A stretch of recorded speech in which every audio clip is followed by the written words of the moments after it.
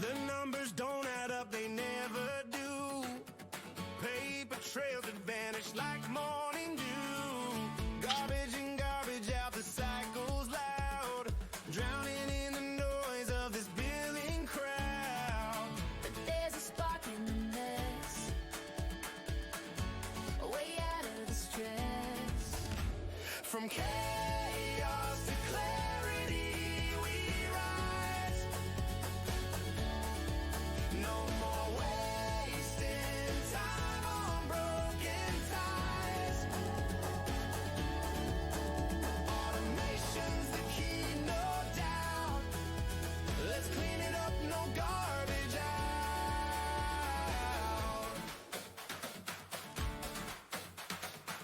Manual mountains we climb each day, lost in spreadsheets, lost in disarray. The hours tick by, the grind won't quit. Dreaming of a world where it all just fits. But there's a brighter tune. The future's coming soon. From chaos to clarity we rise. No more wasting time on broken ties. Automation's the key, no doubt. Let's clean it up, no garbage out.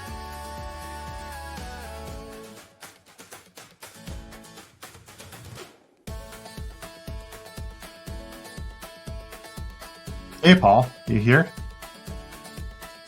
I am. Oh, wonderful. Music stopped. Great. Hey, welcome everybody. Thanks for making the time today to talk about quote to cash. This moment actually reminded me, this music, it's kind of funny. It's we were just thinking about how do we start the webinar, and we had a video and I couldn't find the video. So I thought, hey, let's just go on Sora and generate it. So I took the prompt here. This actual slide turned into music. It's kind of fun. Check it out, Sora AI. You can go ahead and generate music anytime you want. So no, I didn't write the music. The robots, our overlords, did so. But really excited to have a conversation with you all. I'll do a quick introduction myself as well as the rest of the group here. Also talk about one of our customers who's joining us for the call, and then what is new actually in Maxio CPQ. And then we'll spend some time with Paul, who's joining us. So first off, hi, I'm Adam, former CEO, co-founder of RevOps.io. I had the pleasure of collaborating with Maxio over the past several years as one of our largest integration partners. And we made the leap and joined the Maxio team about 3-4 months ago. I'm really excited to be here. So I'm heading up the CPQ operations and helping fold it into the bigger story here of quote to cash. And Paul, you want to introduce yourself? Sure. My name is Paul Hoisington. I am the head of revenue operations at Flight Schedule Pro, based out of Denver, actually. I see some people from Denver in the chat. Welcome. I've been with Flight Schedule Pro for a little over 2 years now. Been in revenue operations for over 10 years. Several years user and customer of RevOps.io. Got that a couple years ago here at Flight Schedule Pro, and we're also a longtime Maxio customer. So excited to see the joining of hands there, and excited for the integration. Excellent. Thanks, Paul. So first off, it might be helpful for you to tell us a little bit about Flight Schedule Pro itself. Sure. Flight Schedule Pro, we provide flight training software. It's an all-in-one solution for flight schools, basically from the beginning of a flight student's journey all the way through into their career as an airline pilot. So we support that training journey from scheduling of aircraft to kind of billing and invoicing, tracking maintenance and all the regulations that the government requires, and making sure we're tracking the progress of students as they move from a private pilot all the way through to a commercial pilot. Yeah, it sounds like an incredibly hard problem to solve, modeling when to schedule and what planes, et cetera. I can't imagine what your team is building, and super helpful for the community. getting everyone. Our CEO, Brandon, actually has his flight license. I'm pretty sure he's probably interacted with your software at some point. Oh, I'm sure we have a huge market out there. I even interacted with it before I even joined Flight Schedule Pro, and we can get to that later. But yeah, we have a super smart team here. Like you were saying, there's a lot of things that go into just scheduling. It's not just clicking a button like a Google Calendar. There's a lot of things around maintenance and regulations from the aircraft to governments and things like that that you all have to kind of consider and put into the program. Awesome. Well, thanks. So let's jump right in. So you're all here because you're probably interested in what's going on in CPQ land. A little bit of background. Before we started RevOps.io, I used to be on the other side of this story, working with different companies such as Twilio. And we were building the very large pricing catalogs and trying to help telecom really scale up. These types of problems, go all the way back to metered rates and all these different difficulties that CPQs have a difficult time addressing. So we went back to first principles to build something that was, pretty strong in terms of foundations and connect that together. And the story of how we connected with Maxio was easy as a result of those foundations. So that's what we've been working on these past few months, and are pretty excited to unveil a couple of the concepts here. But it all starts, and some of you are new to the CPQ topic in general, but it all kind of starts from you're doing things in Google Docs, Word docs. You're doing approvals via email. You're reapproving signed quotes as they hit finance after they've already been processed and been pre-approved. It might be keying a lot of information in manually, and it's a pretty difficult challenge. If any of these are problems that you're facing today, you're not alone. Everybody is facing them when they're starting to scale up.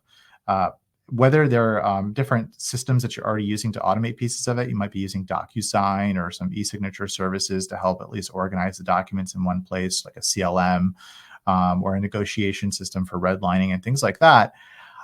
We're here to kind of tell you there's a little bit of a different and better way to do a lot of these concepts. And it kind of comes back to the story, how we've gotten together, why RevOps and Maxio started their story. And it's because of the way that we approach the market. We specifically spend a lot of our time on proposal generation, meaning that you shouldn't have to buy a separate product to build that doc versus the doc that's going through and getting approved.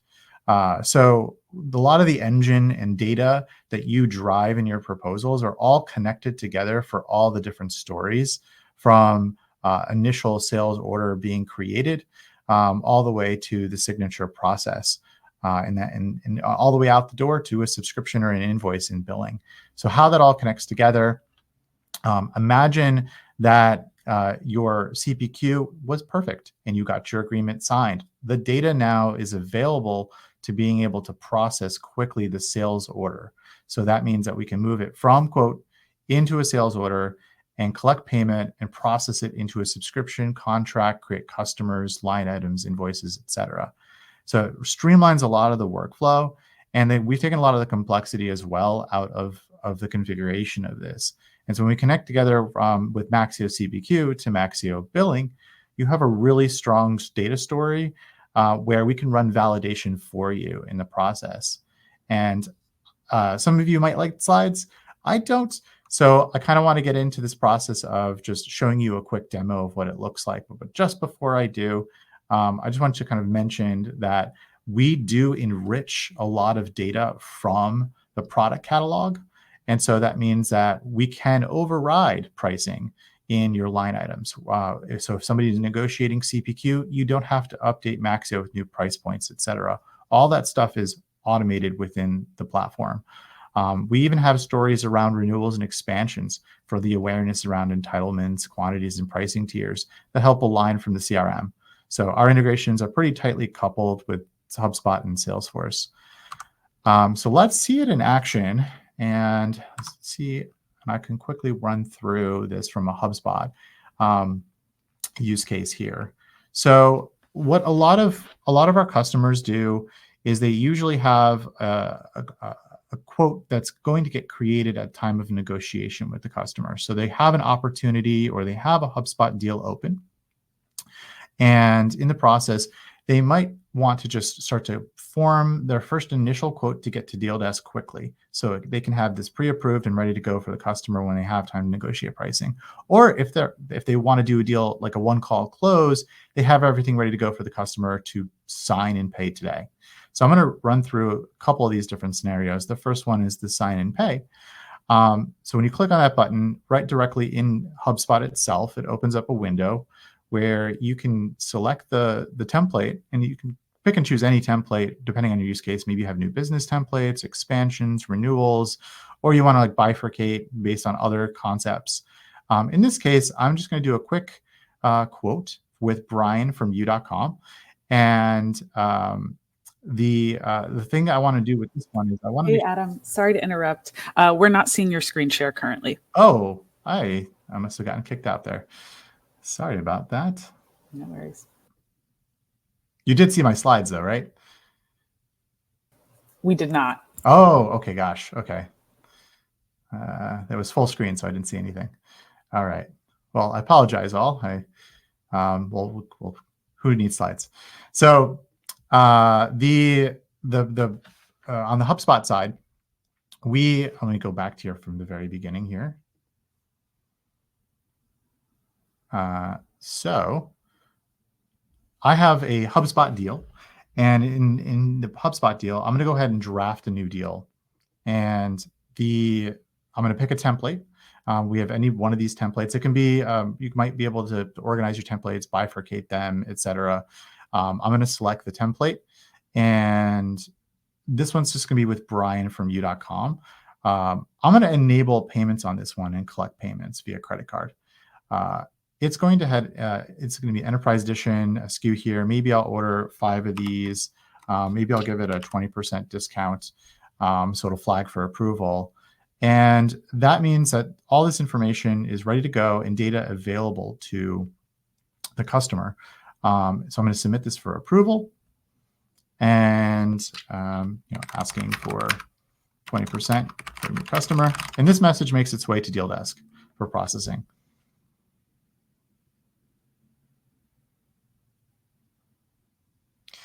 So in RevOps, in Maxio CPQ, you're processing this information directly in the platform inside of the CRM itself. So everything you're seeing from quote creation to quote processing is done entirely in the CRM. And if you want to, you can always go out to go to more advanced features, but it's done entirely inside. And that means when we're integrating with the CRM, we're also connecting all that data together. So if I click out from here with the deal, you'll see that there's a card in the CRM where you can see everything from ARR information to MRR information, as well as some of the other ancillary information that could be useful for you to decide on whether or not to approve it quickly or just get some quick glance at it. You also see the status of this. This is an intention state, meaning it's not complete, it's not approved, but Deal Desk needs to follow up with the customer or follow up with the sales rep in the platform, as well as the information here, and I'll refresh my screen. The information is also refreshed with the amount 5396. So you see that the information with ARR is accurate in your CRM. That's one of the other pieces that's really important in CPQs is connecting the data strongly and tightly coupling it together. I'm going to go back here and go ahead, and we're going to look at what this deal looks like from an approvals perspective. So a approval workflow rule, 20% discount was added, as well as the payment method was flagged as well. And what that means is that, if a customer wants to pay via credit card, it requires approval by finance. You can configure these kinds of rules based on what selections customers have made, if they've changed any of the terms, if they change different pricing. You can create many different topics here. And that's what really makes up a strong CPQ, is this tie of approval workflows together.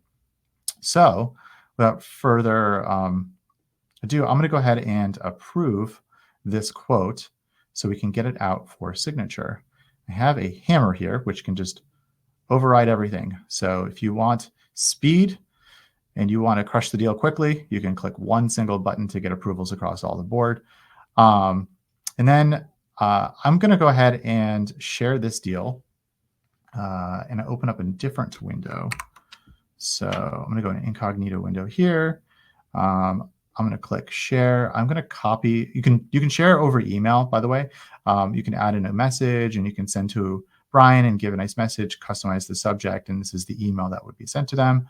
I'm just going to connect a link to the customer and give them a direct email. And then I'm going to stop sharing here, open up my incognito window.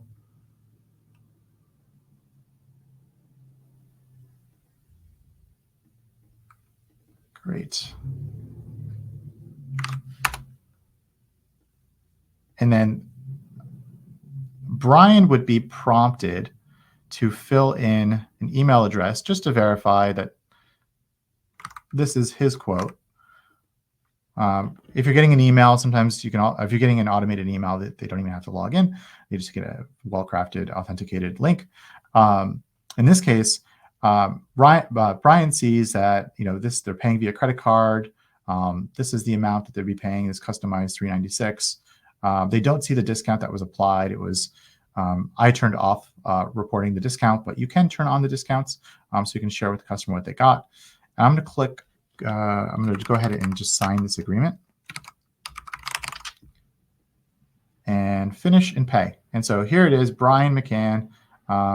His billing contact information is automatically filled out from the previous billing information, but he might have a different credit card associated with it. But I'm just going to put in this same information here, and we're going to run through a test credit card. And we're going to put some future date here. Maybe we'll do Christmas coming earlier in 2030. This is 2030.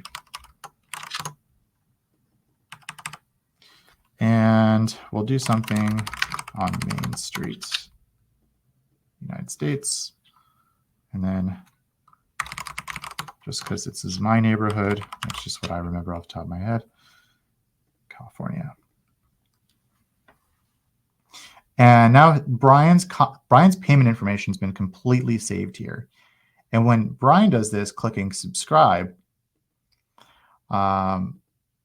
Brian's information is now stored and sent into Maxio. And so I'll go back and share with everybody what that looks like and share my screen here.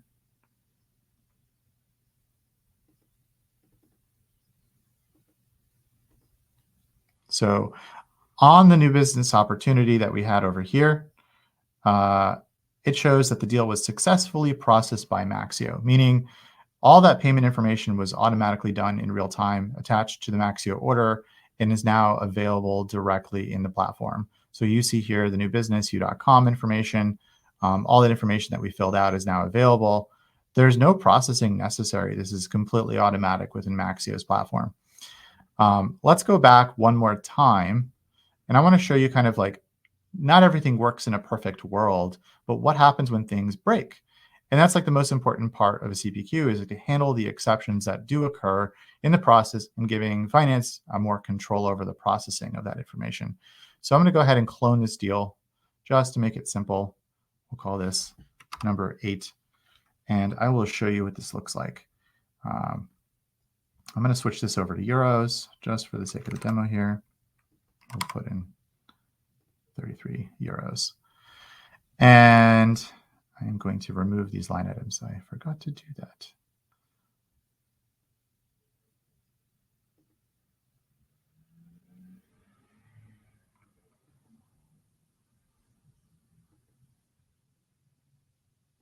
Yeah, let's just map these together.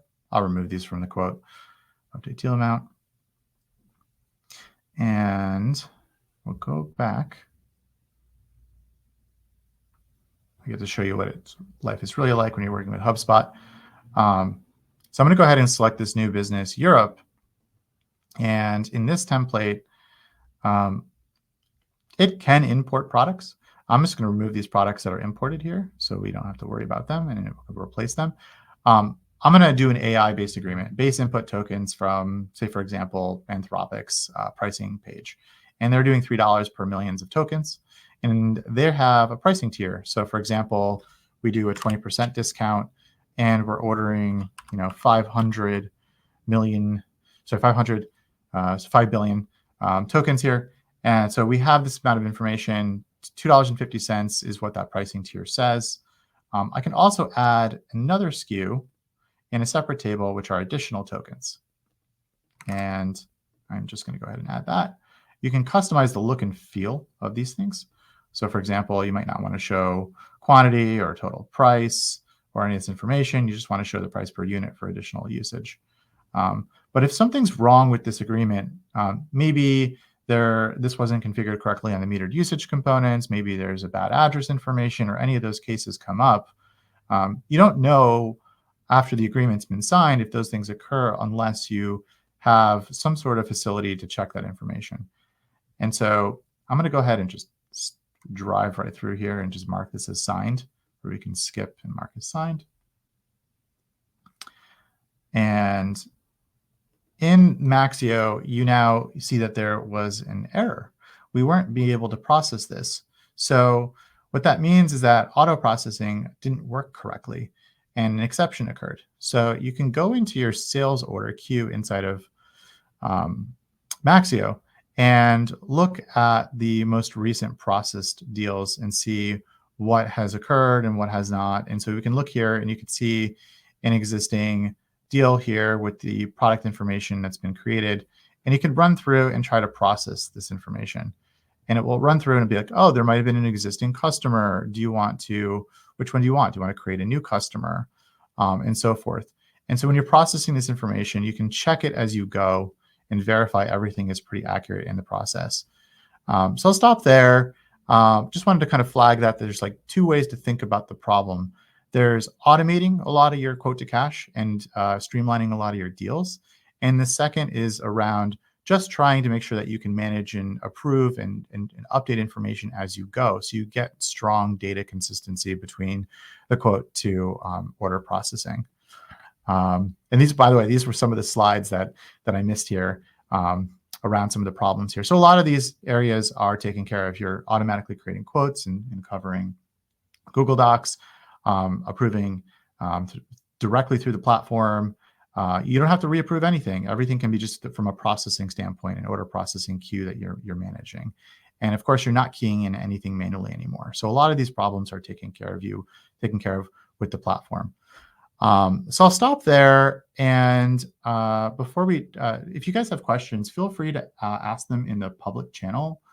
We're going to go ahead and hop over to the next topic, though, in the fireside chat, and then we'll have some time at the end here to talk about all those questions, as well as talk and interact with Paul. And so, Paul, really appreciate you being here. Yeah, thanks for the invite. Yeah, so here's my lovely AI-generated fireside chat thing here. I'm going to stop my screen sharing so we can just open up and see our heads. It'd be great because I got one screen here, and I'd love to see you too. Stop screen sharing. There we go. So excellent. So Paul, tell me, like, how did you find Flight Schedule Pro? What was the story to that? It was, I'd say, a long and short journey. So I've always been interested in aviation, always wanted to be a pilot growing up and fly airplanes. Started that journey back when I was in college, 2006-ish timeframe.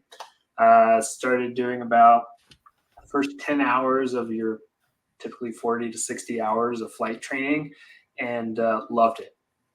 Then I ran into the issue that everyone has flight training. It's a lot of time and a lot of money, which Flight Schedule Pro helps solve a couple of those issues. But at that time, we weren't around. Finished college, had a family, just the time and effort of everything coming in. Ended up, had a transition out of my last role, and someone was looking for actually a board member was looking for to set up a revenue operations department at Flight Schedule Pro. It married with what I was doing and always wanted to do, to be a pilot, and that's how I joined a couple years ago. So I think I did mention right in between that transition period, I had some time and money on my hands, and my family's grown up a little bit and things like that. So we're actually back to pilot training. And before I joined Flight Schedule Pro, I actually started using it again as a flight student and things like that. So it was very interesting to see on both sides, both as an employee and right before that, how Flight Schedule Pro works. That's awesome. It's the intersection of passion and work, which is what we all kind of dream for. So yeah, kudos to you. So tell us more about like so you got into revenue operations, of course. So you're thinking a lot about monetizing data and how you take that insight and play it into your current business strategy. You want to elaborate a little bit more about how you think about that at Flight Schedule Pro? Yeah, we've been getting more and more into data and data insights and how that works with Flight Schedule Pro. I think I mentioned all the different inputs that go into just scheduling an airplane. Is the airplane available for one, and what times? But not only what times, but there's a lot of regulations around maintenance and everything else around aircraft. There are 100-hour inspections you have to do, inspections for certain components and things like that. So Flight Schedule Pro pulls in all that data, make sure that the plane is available and available to fly. And then also, do we have an instructor? Do we have a student available? Is the weather good? We pull in weather information. Pretty much anything you can think about, we pull it together and say, all right, this plane is ready to go, and we can schedule it. And then from there, we have a lot of data around student progress tracking. So very similar to a education program where you're going through a certain curriculum and you have different metrics to hit. Are you passing this course? Are you struggling in certain areas? Do you need more time to do certain things and certain maneuvers and things like that? So we track student progress. There's different milestones within a pilot's career journey, from private pilot where you can fly as a hobby and things like that, all the way up through commercial pilot where you start becoming an airline pilot and flight instructor and things like that. So we track the entire progress from end to end. And that's very important from flight schools. They want to make sure that people are progressing. They want to make sure that their students are doing well and need focus in certain areas. So Flight Schedule Pro can start highlighting those areas and say, all right, this student is kind of falling behind and they need more help here.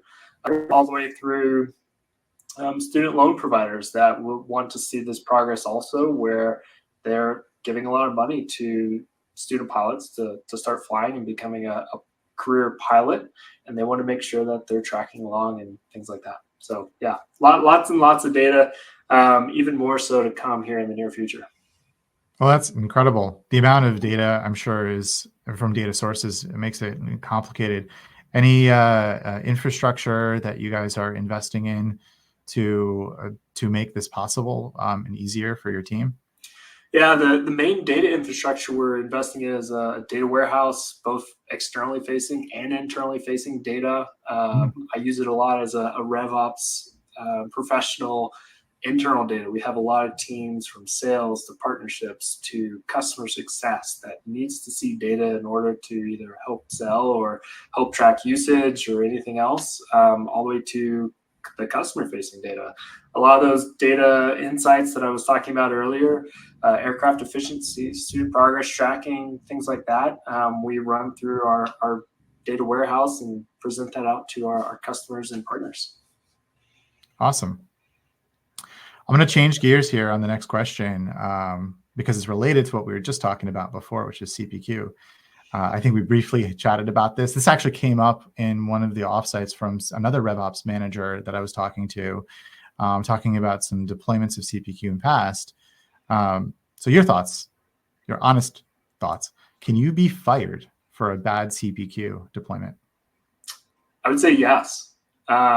And yes, because it's indicative of larger reasons, right? As a RevOps professional, you have to manage systems, you have to manage processes, training, enablement.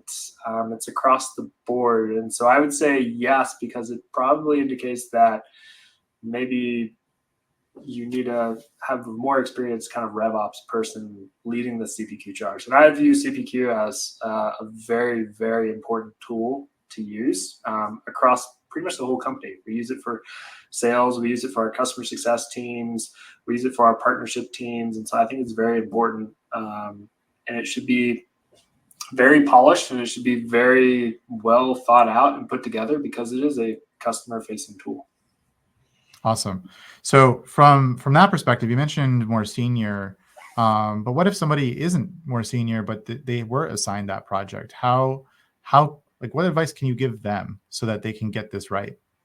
Definitely. And so, like I mentioned, I view it as a customer facing tool. And so leveraging as many other important stakeholders in that, all the way from the marketing team. As you showed in your demo, you had your logo in there. It is a very important tool and a very important part of the customer journey as they go through, and they see your logo, they see the kind of, I call it a marketing material almost, which is kind of difficult to do because it's a legal document. But I would say treat it as such. Pull in as many stakeholders as possible, from marketing to your sales and customer success teams, because they will be using it, all the way through to your finance teams, because they will have to be reading through the contract and making sure that billing matches what the contract says.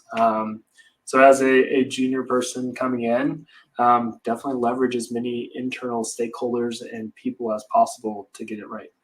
Got it. Would you say if it takes longer to make a decision, is that just for that junior person, is that still a good thing? That's a great question. I always strive for perfection, but always know that you can almost never get there in the time that's required from the business standpoint. So I would definitely say take a little bit longer than some tools, primarily maybe internal tools you can move faster on. But going back to it, this is a customer facing tool. It is very important, and it helps drive efficiency throughout the whole process. So definitely take some time and get it right. Yeah, it's good to hear. So how right now you're at this point with adopting our product. How are you thinking about scaling your different use cases? Great question. So like I mentioned, we've been using RevOps.io for 2 years now. Longtime Maxio customer also. So I was excited to have you two come together and help smooth the integrations and pathways through everything. And that's one of the things I look for is integrations between all the different systems.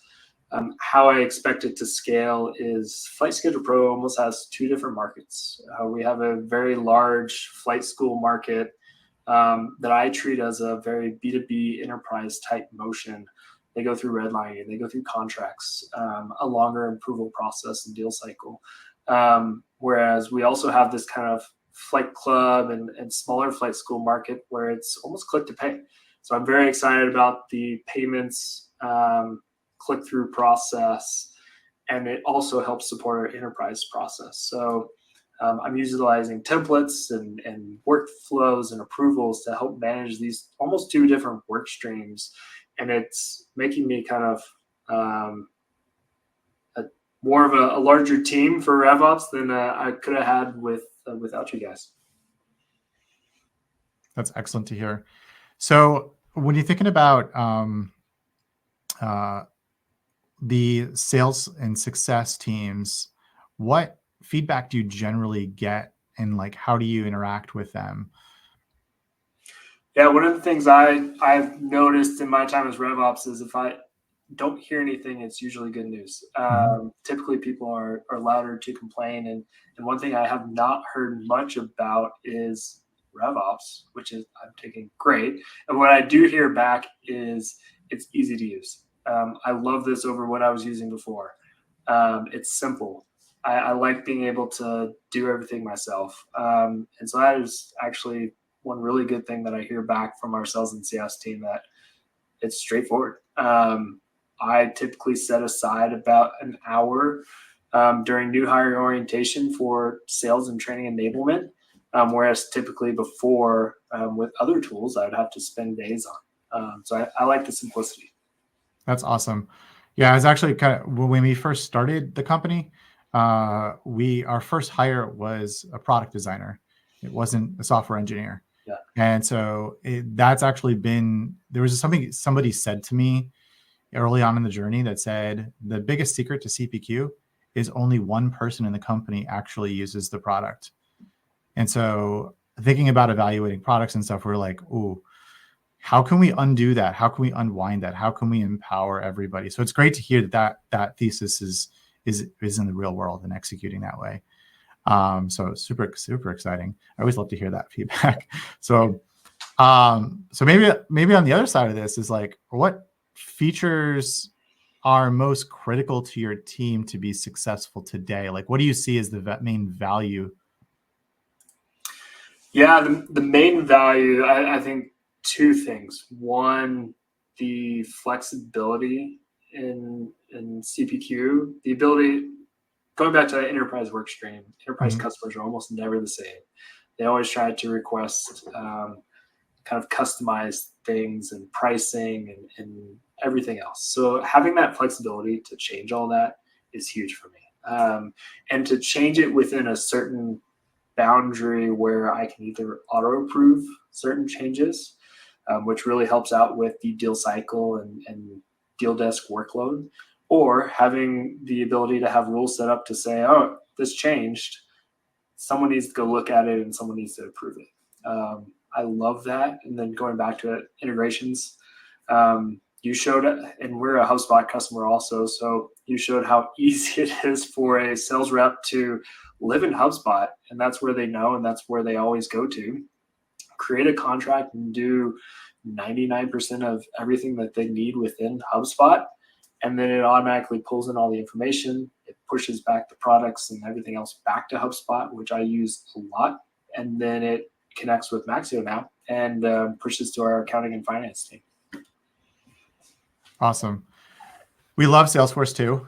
And we also have a very robust, it was our first integration and still our most invested in integration. So I don't want to do any disservice to that. But yeah, the types of features and those capabilities are super important. We've heard from other customers as well. So I guess that opens up to the next question. Good segue to, if you had one big wish for CPQ, what would you like to see from us next year? That's a good one. I would say I would love a unified product catalog.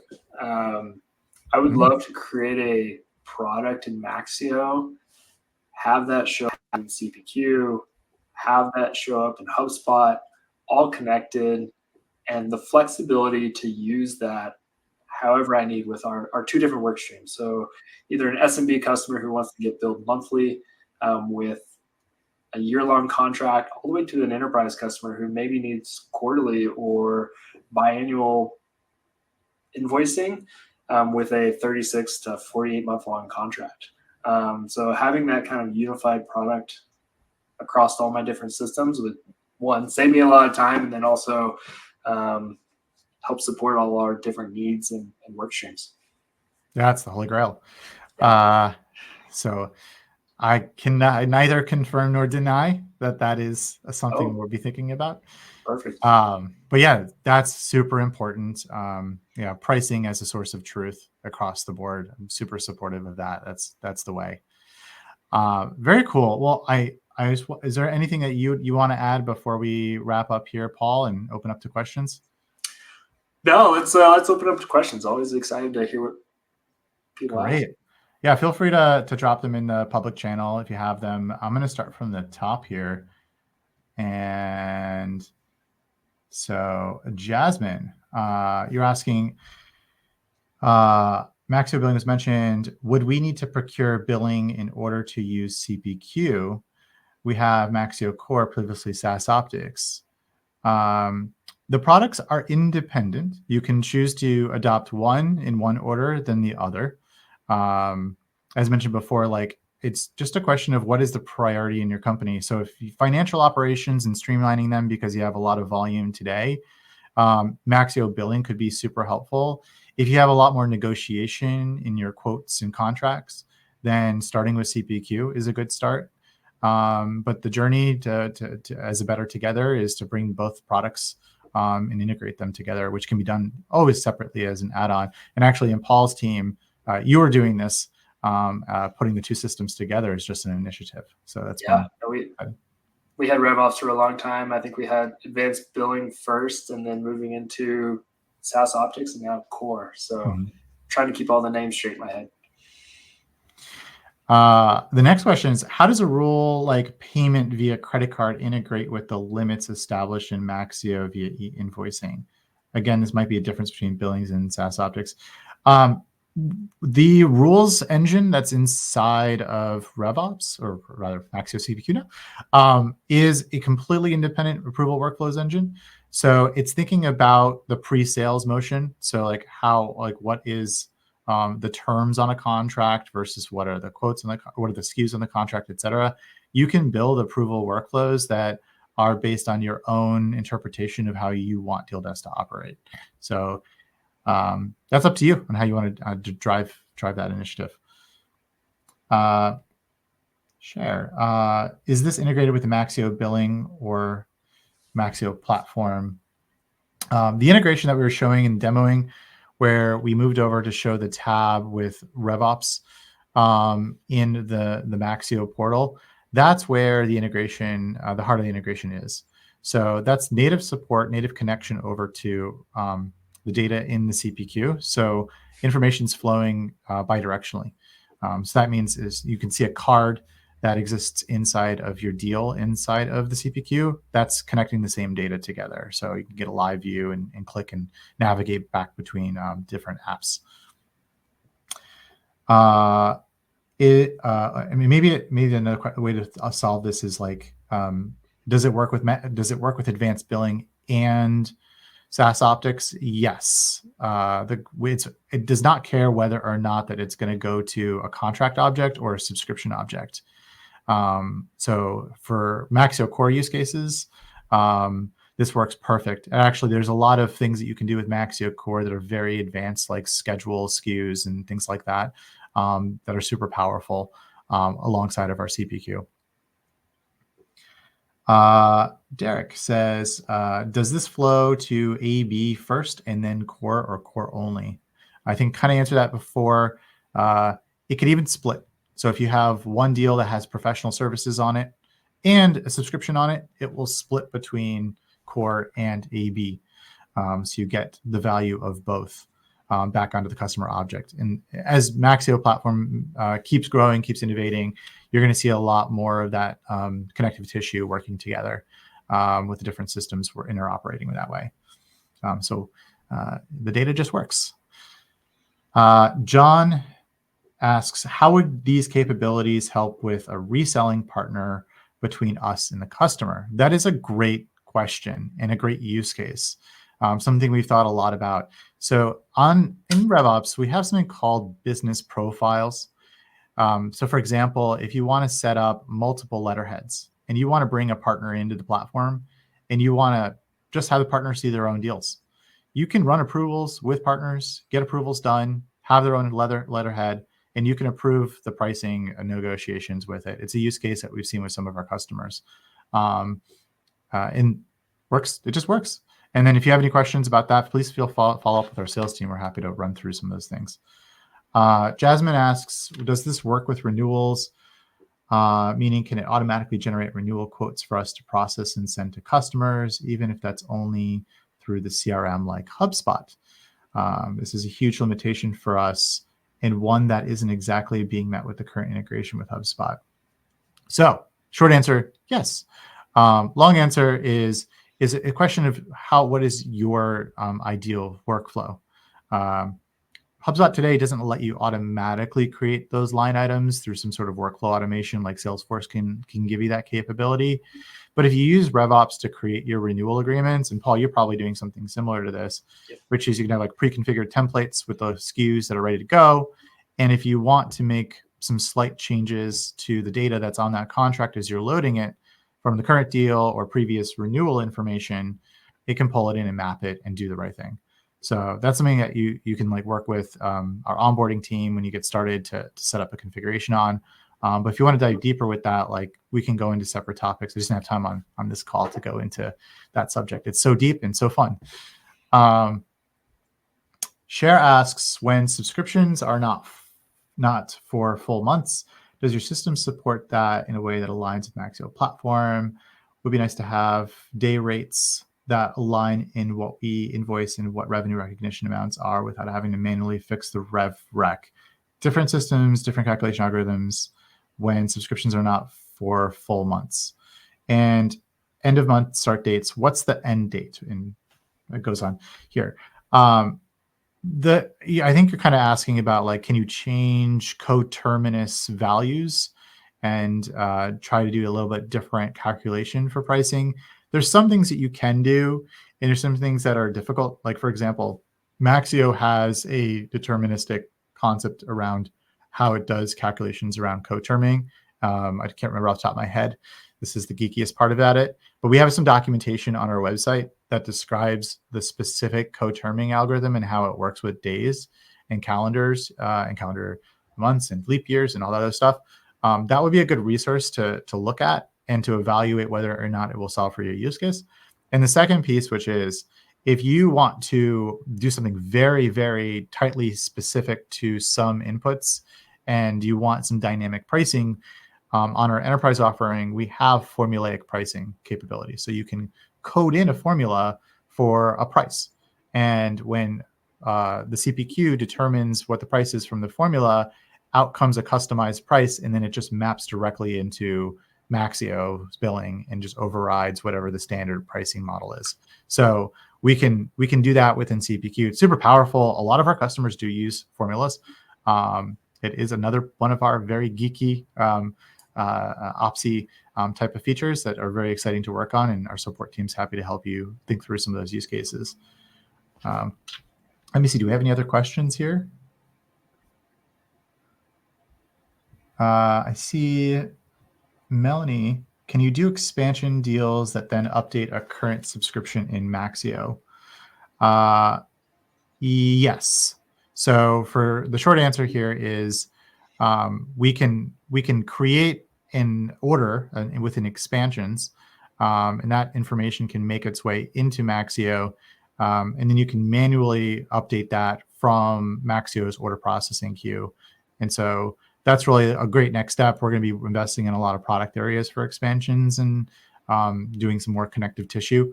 But you can do some things today with the platform that support this use case. Great. If there are any other questions for Paul or I, otherwise, I think you took all the questions, Adam. I guess so. Yeah. Well, maybe I will toss it back and just say, oh, I believe that there might be some mugs. Is there some mugs around here? Yeah. Yeah, audience, check the channel. You can get something free swag. It's always great to have. So I really appreciate you all for joining us. So if you have any questions, I'm my first name, last name at Maxio, Paul's first name, last name at flightschedulepro.com. Please feel free to contact me anytime. I'm happy to dig in and talk CPQ. It's been a topic for over a decade now. Really excited to keep going with this with you guys. And thanks.